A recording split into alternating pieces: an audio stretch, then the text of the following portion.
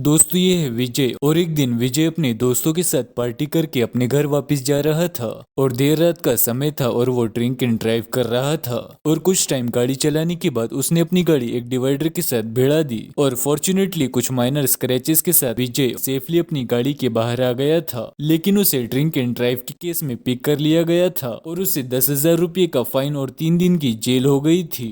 और फिर यहाँ पर विजय ने 3 दिन जेल में काटे और उसके बाद वो रिहा हो गया था। और जेल से निकलने के बाद विजय और उसकी फैमिली ने चैन से सांस ली और विजय की लाइफ बिल्कुल ही पहले जैसी नॉर्मल चलने लगी। और विजय यहाँ पर एक प्राइवेट जॉब कर रहा था और क्योंकि विजय का क्राइम इतना बड़ा नहीं था इसीलिए उसे एक अपॉलॉजी लेटर के बाद उसी कंपनी में रख लिया गया था। और विजय अपने काम पर जाने लगा था और फिर से उसकी वही रेट रेस वाली लाइफ चालू हो गई थी। और उसके ऑफिस में उसे अपने बॉस की गुलामी करनी पड़ती थी और अपने घर पे उसे ईएमआईस की चिंता सताती रहती थी। और हफ्ते के 7 दिन में से सिर्फ उसे एक दिन ही मिला करता था अपनी लाइफ को एंजॉय करने के लिए। और वो भी विजय इसी टेंशन में गुजार दिया करता था कि शिट यार, मंडे को तो बॉस ने हमें डेडलाइंस दे रखी है और मुझे अपना प्रोजेक्ट बॉस को सबमिट करना पड़ेगा। हर घड़ी विजय को ये स्ट्रेस सताता रहता।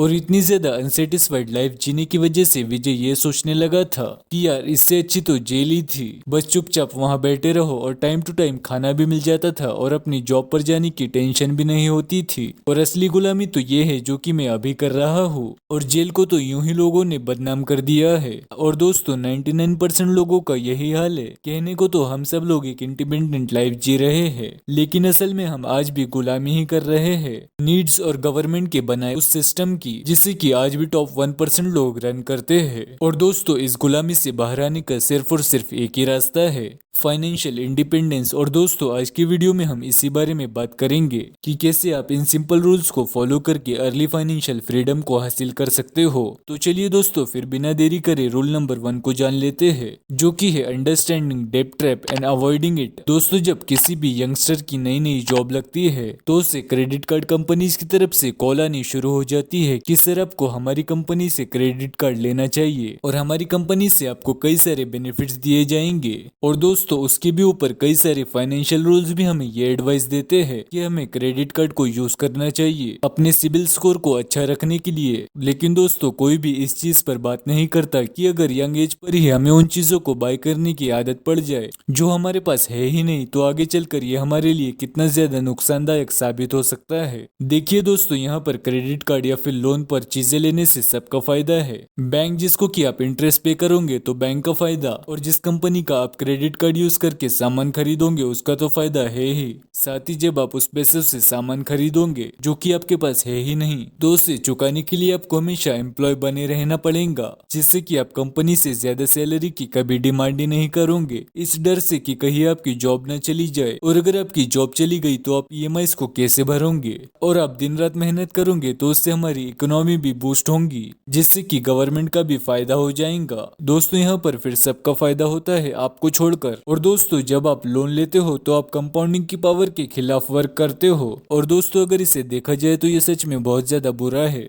फाइनेंशियल फ्रीडम की जर्नी का सबसे पहला और सबसे ज्यादा इम्पोर्टेंट कदम यही है कि आप इस डेब्ट ट्रैप को समझो और जितना जल्दी हो सके उतना जल्दी इससे बाहर आ जाओ, जिसके लिए आप रूल नंबर 2 का इस्तेमाल कर सकते हो। और दोस्तों अब यहाँ पर हमारा रूल नंबर 2 आ जाता है जो कि है 70-20-10 रूल। और दोस्तों ये एक बजटिंग रूल है और इस रूल के हिसाब से आपको अपने 70% इनकम से अपने घर के खर्चे चलाने हैं, जैसे कि बिजली का बिल, हाउस ईएमआई या फिर कार का ईएमआई, ग्रोसरी या फिर आपकी अदर जरूरत की चीजें। और आपको बचे हुए 20% को इन्वेस्ट करना है स्टॉक मार्केट या फिर म्यूचुअल फंड्स में, जिसमें से कि आपको अच्छे रिटर्न्स मिले और आप कंपाउंडिंग का बेनिफिट ले पाए ताकि आपका फाइनेंशियल फ्यूचर सिक्योर रहे। और अदर बचे हुए 10% को आप अपने एंजॉयमेंट के लिए यूज कर सकते हैं कि कभी पार्टी कर ली, कभी बजट बना के घूमने चले गए, और भी जो एंटरटेनमेंट का सामान आता है उसको भी आप इसी 10% में से यूज कर सकते हो। और दोस्तों कोशिश करें कि जल्दी से जल्दी डेब्ट को पे करने का, क्योंकि ये एक ऐसा बर्डन है जो कि आपकी फाइनेंशियल हेल्थ के साथ आपकी मेंटल हेल्थ को भी कमजोर कर देता है। और दोस्तों जैसे ही आप डेब्ट से फ्री हो जाओगे तो आपके पास एक्स्ट्रा कैश भी बचेगा जिससे कि आप अपने इन्वेस्टमेंट पोर्शन को इंक्रीज करने के लिए यूज कर सकते हो और जल्दी से जल्दी अपने फाइनेंशियल फ्रीडम के गोल को अचीव कर सकते हो। जैसे कि अपने डेब्ट को पे ऑफ करने तक आप 70-20-10 रूल को फॉलो कर सकते हो। रूल के हिसाब से अपनी फाइनेंसेस को मैनेज करोगे और अपने डेब्ट को पे ऑफ करने के बाद आप इस रूल को मॉडिफाई करके रूल को 50-40-10 रूल बना दोगे। देन दोस्तों next rule early financial freedom के लिए यह है कि most of the middle class लोग रिस्क को डिफाइन ही नहीं कर पाते, जिस कारण से वो स्टॉक मार्केट को बहुत ज्यादा रिस्की मानते हैं और वो सिर्फ उन कंपनीज में काम करने को सिक्योर मानते हैं जो कि स्टॉक मार्केट में टॉप पर लिस्टेड होती है। जैसे कि अगर आप किसी को कहोगे कि आप टीसीएस का शेयर खरीदो और ये आपको बहुत ज्यादा अच्छे रिटर्न्स देगा, तो चांसेस यहाँ पर बहुत ज्यादा है कि वो आपको मुंह पर ही ये कह दे कि क्या तुम पागल हो गए हो कि मुझे पैसे कमाने की स्कीम बता रहे हो। और अगर आप उसी सेम बंदे को ये कहो कि मैं तुम्हारी टीसीएस में जॉब लगवा सकता हूँ, तो वो आपको ब्राइब तक करने के लिए रेडी हो जाएगा। बिकॉज दोस्तों यहाँ पर ज्यादातर लोगों को ये लगता है कि टीसीएस जैसी बड़ी कंपनीज में काम करने से जॉब सिक्योरिटी होती है, जबकि दोस्तों अगर देखा जाए तो ऐसा कुछ नहीं होता। कंपनी जिस स्पीड से ले ऑफ कर रही है ऐसे में किसी की भी जॉब सिक्योर नहीं है। लेकिन दोस्तों वो इन्वेस्टर जरूर सिक्योर है जिन्होंने की ऐसी कंपनीज के शेयर्स बाय कर रखे हैं और वो उनसे डिविडेंड रिसीव कर रहे हैं। एक कंपनी में जॉब करना या फिर 10 कंपनी से आ रहा डिविडेंड क्या ज्यादा सेफ है, ये मुझे बताने की जरूरत नहीं, आप खुद ही इसे जानते हैं। और अगर आप नहीं जानते हैं तो नीचे कमेंट करें। इसीलिए दोस्तों जॉब सिक्योरिटी पे फोकस मत करो, instead of that financial security पे ज्यादा फोकस करो जो कि आपके हाथ में है। जॉब सिक्योरिटी कभी भी हमारे हाथ में नहीं होती है, वो हमेशा कंपनीज के प्रमोटर्स के हाथ में होती है। Next rule of financial freedom है कंपाउंडिंग। दोस्तों आजकल कंपाउंडिंग का टॉपिक बहुत ही ज्यादा पॉपुलर हो चुका है और अब ये कोई ऐसी चीज नहीं है जो कि लोगों से छुपी हुई हो, लेकिन फिर भी लोग इसका बेनिफिट नहीं ले पाते। और इसका सबसे बड़ा प्रूफ ये है कि लोग अपने इन्वेस्टमेंट डिसीजंस को काफी ज्यादा डिले कर देते हैं कि वो हमेशा यही सोचते हैं कि यार अभी तो मेरी उम्र ही कितनी है, थोड़े साल और मजे कर लेता हूँ, फिर बाद में सेव और इन्वेस्ट ही तो करना है। लेकिन दोस्तों जैसे ही आप ऐसा सोचते हो वैसे ही आप कंपाउंडिंग के सबसे ज्यादा इंपॉर्टेंट रूल को नजरअंदाज कर देते हो, और दोस्तों वो है टाइम।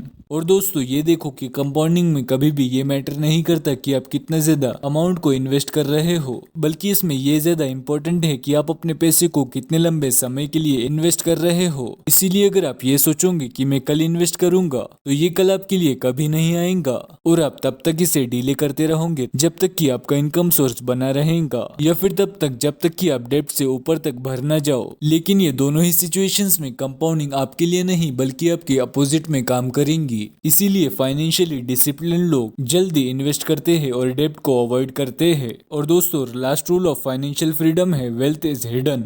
दोस्तों मान लो आपके सामने दो लोग हैं। एक आदमी है जो कि एक पुराने से गाड़ी के मॉडल के सामने खड़ा हुआ है और जिसने की कपड़े भी बिल्कुल ही सिंपल तरीके के पहने हुए हैं, और दूसरी तरफ एक आदमी जो कि अपनी मर्सिडीज कार के सामने खड़ा हुआ है जिसने की बहुत ज्यादा इंपोर्टेड कपड़े पहने हुए दिखाई दे रहे हैं। तो आपके मुताबिक इन दोनों में से ज्यादा वेल्दी व्यक्ति कौन है? और ज्यादातर लोग नो डाउट इसमें से सेकंड पर्सन को ही वेल्दी बोलेंगे। लेकिन दोस्तों ऐसा होना जरूरी नहीं है, बिकॉज कि ऐसे दौर में जहाँ पर की हर चीज ईएमआई पर बड़ी आसानी से अवेलेबल हो जाती है और ऐसे में कोई भी महंगी कार या फिर लग्जरियस स्टफ को शो करके शो ऑफ कर सकता है। लेकिन दोस्तों आइडियल ये है कि लोग उसी से इन्फ्लुएंस होते हैं जो कि ज्यादा रिच दिखाई देता है। इसीलिए कई बार लोग फेक रिच पर्सन से इन्फ्लुएंस होकर महंगी गाड़ियों को खरीदना और महंगे स्मार्टफोन को रखने को ही वेल्दी होने का टैग दे देते हैं। जबकि दोस्तों अगर देखा जाए तो वेल्थ हमेशा छिपी हुई होती है और वेल्दी लोग कभी भी अपने नेटवर्थ का टैग अपने माथे पर लगा के नहीं चलते,